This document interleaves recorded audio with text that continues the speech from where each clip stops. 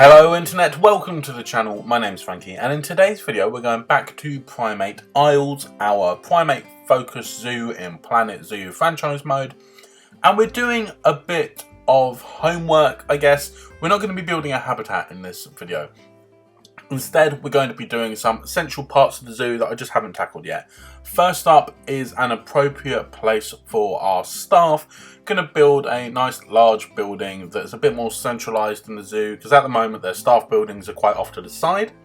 This way we can have one area that all of the zookeepers and different staff members can go to in order to fulfil their tasks and whatnot, and rest in the staff room and stuff. We're going to build a nice big wooden building for that, trying to keep in the theme that we've got already of having everything be made of wood. And then we are also going to be creating a entrance to the zoo, because when I first started the zoo I had an idea for the entrance, but I had nowhere near enough money for it. So I built a few habitats and stuff and kind of just got carried away a little bit. So in this video we're going to be going back to that and actually building an appropriate entrance for our zoo, and the roundabout at the very beginning of the zoo as well, where we split off to go up whatever path you want to go in order to visit different animals. We're going to make a nice centerpiece for that as well. So we are starting with the staff building, like I said, and to begin with I'm just figuring out the configuration of the actual buildings, trying to figure out where they're going to fit best and make them nicely tightly packed so that the building isn't too unnecessarily large. We are going to put them as close together as possible, with allowing some room in between, obviously, so that our staff members can actually use the doors and stuff, because what's the point if you can't get into these buildings? When we are building the structure for this, we're going to make sure that we can see all of the windows that are on the buildings, because for me that is one of the best parts of these staff facility buildings, that you can see into them. It just makes it feel a lot more real. Now for the decoration of these buildings we're going to keep it relatively simple. I'm going to use a pair of double metal doors either end of the building so that we have a nice entrance for our staff members without it being anything too flashy or themed. We want it to look fairly plain, to be honest, when it's going on a building like this. And we are also going to use some New World torches or wall lamps, whatever you want to call them, to go either side of the doors so that the doorways are lit for evenings and stuff. And then above every single window that is around this building we're going to use some of the New World canopies, because I really like the wooden structure that it has and the nice wavy look it has to it as well. I think it looks quite nice. Inside we're going to use some wooden floor pieces that match the colour of the wall. We're going to sink them ever so slightly above the surface of the floor so that they actually can use the path that is underneath, but have it actually look quite nice and uniform as well. I'm also going to make sure that we know what each building is. Obviously once there's a roof on this it's going to be hard to tell what each room actually does, so I'm going to make sure to place the little signs that match each building. So for example, above the keeper hut room there will be a square sign with an apple on it, because that is the symbol for the keeper hut. So we're going to use those where relevant as well.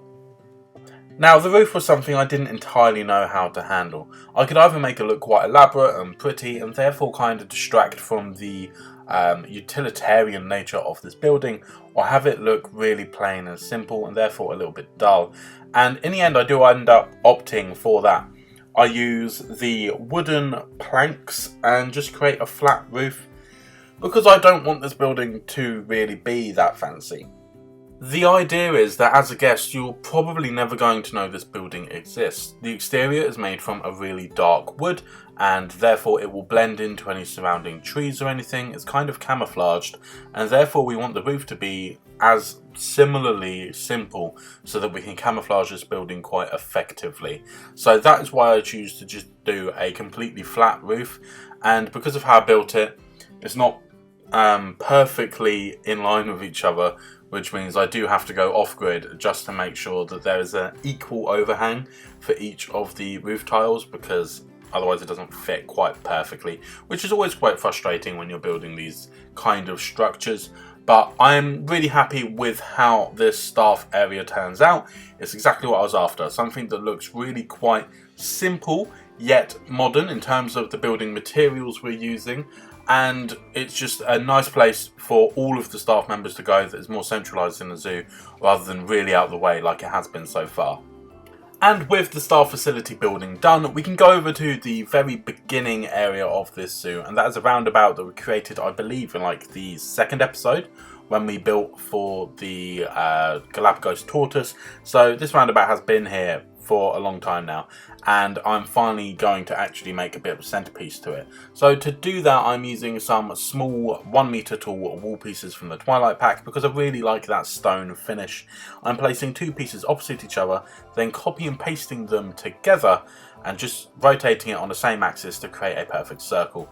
I can then adjust to make sure that it fits in the middle correctly, and then all I'm going to do in here is create a nice nature scene. I'm going to start by creating a natural water source because I love having natural water sources, and then cap that off with a few rocks and stuff because having rocks at the edge of a water source always looks right.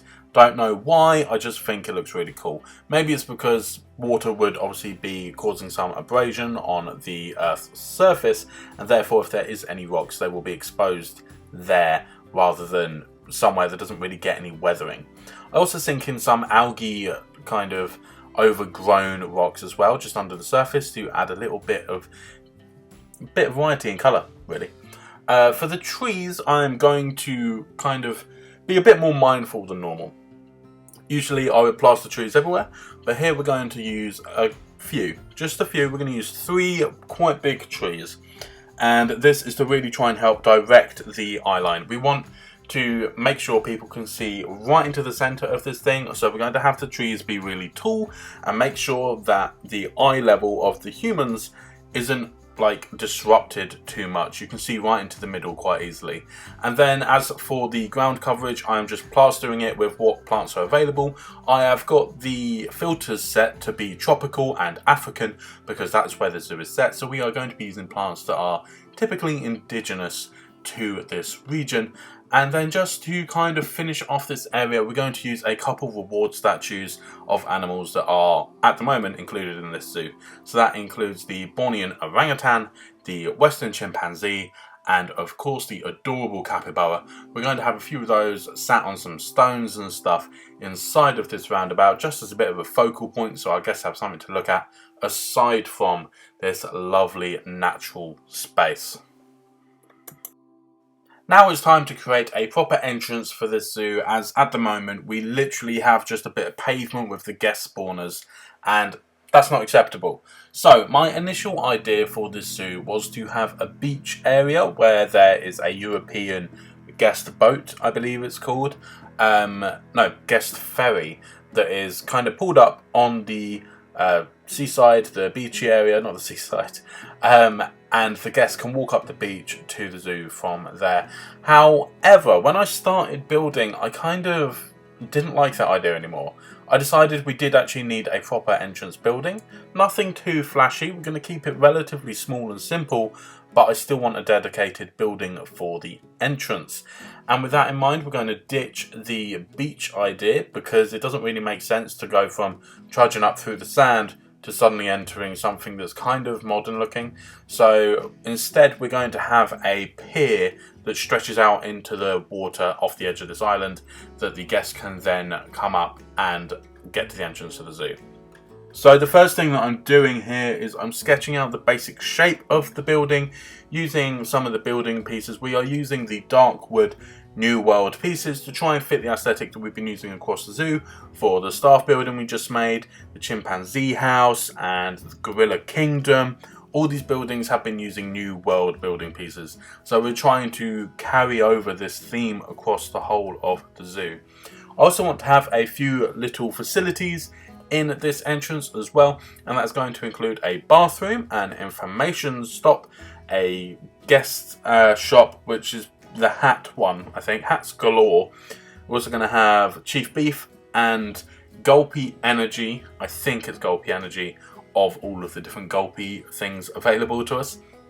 Because at the moment, we only have 2 shops and they're over by the penguin habitat. So you have to get pretty far into the zoo in order to have a drink or any food or go to the toilet, which obviously is not ideal.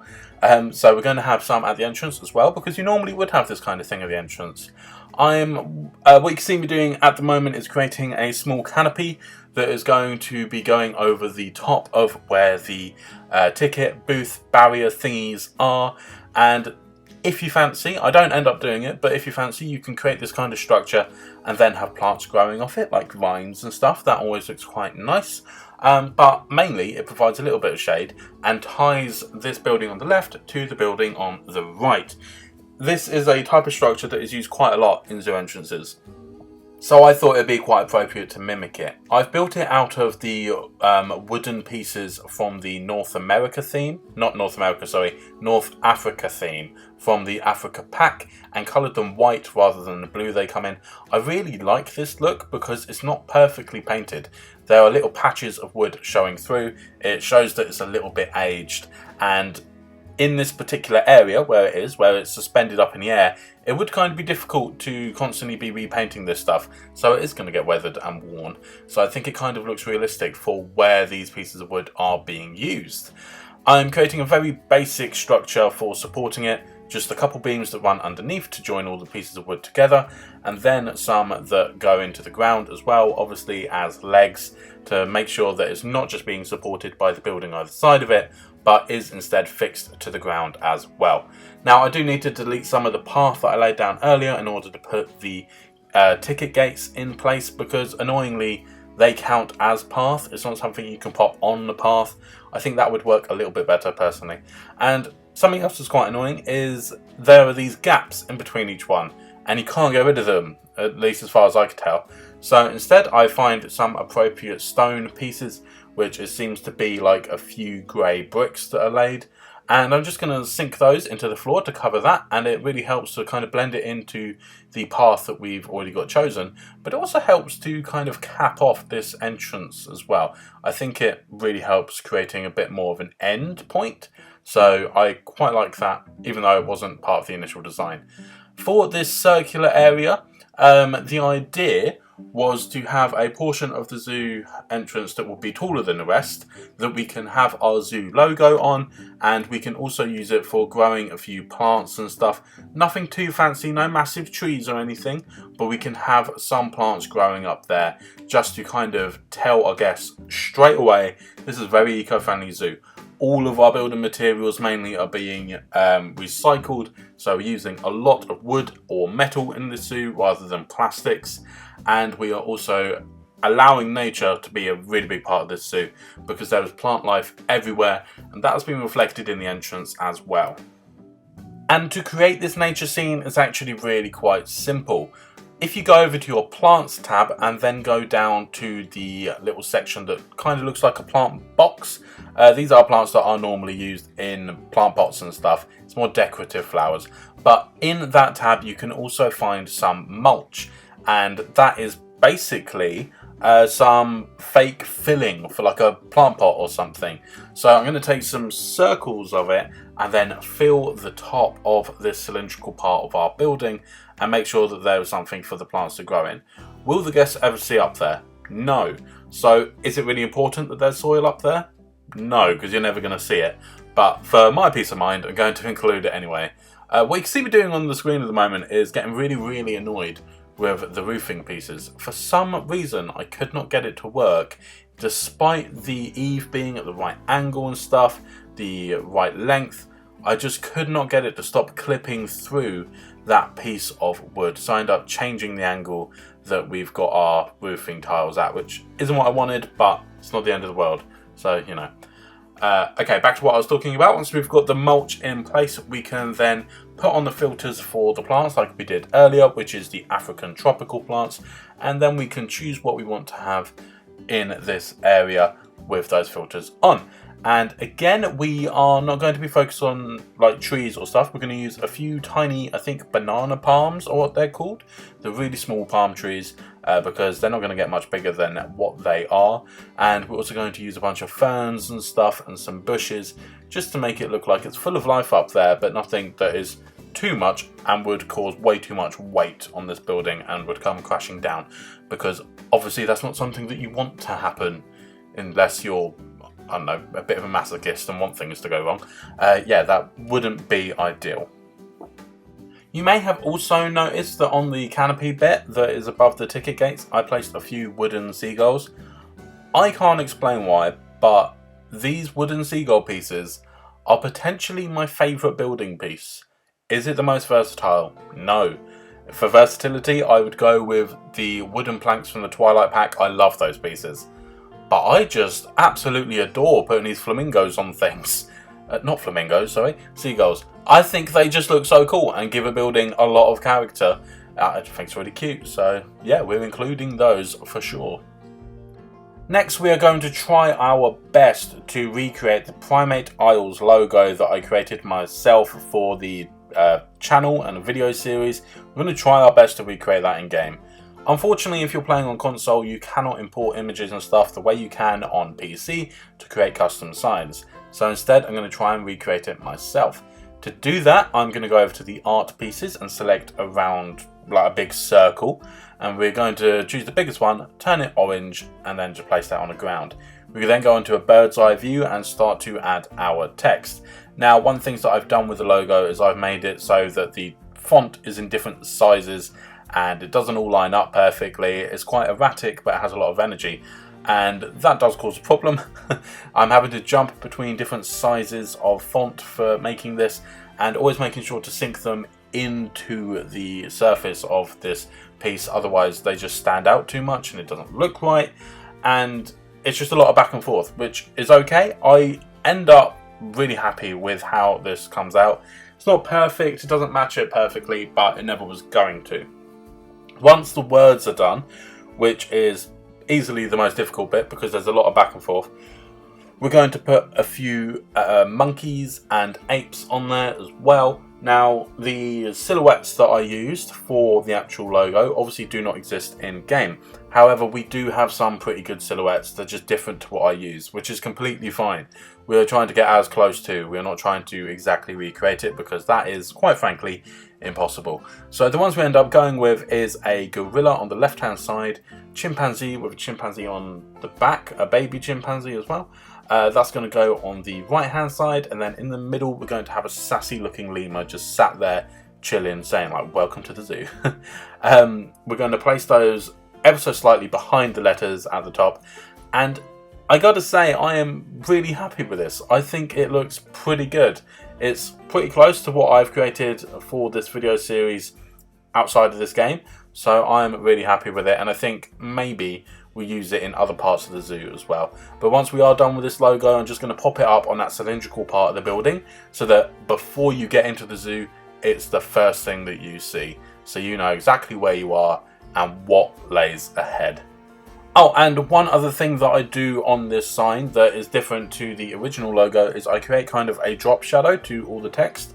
When you're creating a 2D file, something that can be printed on stuff and whatnot, like the actual logo is, the black and the orange are going to stand out quite well. However, when it's in an environment like this, where there are different shadows being cast on it throughout the day, the black may end up being just a bit too flat, and therefore may not jump off the surface of this thing quite as much as you want it to, and therefore not be as readable. So what I'm going to do is duplicate all of the text, sync it so it's behind the text we've already got, and then make it white. This is really going to give all of the text a pop because we're going to have predominantly black and then like a white outline. And that is called a drop shadow, and I think it really works for this sign and makes it a lot more readable for our guests. As for the rest of this entrance area, the walls are quite plain, unfortunately. So what I'm going to do is I'm going to take some palm tree silhouettes and stuff and plaster those across one wall, and have some of the animals that we have in the zoo at the moment. We're going to have some of those signs on the wall as well, just to create a kind of mural almost. And then on the opposite wall where we have our food and drink shop, we're going to use appropriate signage for those and put them above the shops as well. It just adds a bit more colour and a bit more going on to this part of the zoo. And in the middle of the path, as it's quite a big open plaza-y area, we're going to add a couple African planters. I haven't used them before, but I really like how they look, so I'm just going to add those straight in the middle, make a nice little border kind of thing, something that people can walk either side of. And then we're going to use local plants again in those flower beds as well. That just adds a little bit more of nature, to the center of this entrance, which is, like I said, a theme we're trying to carry across the zoo. And with the addition of a couple monkey statues here and there, that is this entrance to the zoo done, and therefore the main build for this video done. For the rest of the video, it's going to be a time lapse of me adding a bunch of plants and kind of jungle to the edge of this entrance, because I really want this zoo to feel like it has been built within a jungle, trying to do as little damage to it as possible. So anywhere that isn't a building or a habitat, anywhere that a guest would just look off the path, there's going to be no empty space. It's just going to be packed with wildlife. And so we're going to just kind of carry that on around this entrance and build the little pier for our boats to pull up and our guests to kind of enter the zoo. So that's all going to be in time lapse. I really hope you enjoy it. If you have enjoyed this video, make sure you continue watching so you can see the cinematics to the end, and make sure you subscribe to the channel if you haven't already. I do regular Planet Zoo videos. We are going to start doing them every Saturday, whereas before it was quite erratic. It was just whenever I really wanted, but we're going to try and implement a bit of a schedule. So Planet Zoo is a Saturday thing. We're also starting to play Disney's Dreamlight Valley on the Nintendo Switch. That's a fun little change of pace. So if you fancy seeing that, we are doing those kind of whenever I feel like it. Yeah. So thank you so much for watching. Thanks for subscribing, liking, commenting, and until next time, I will see you later.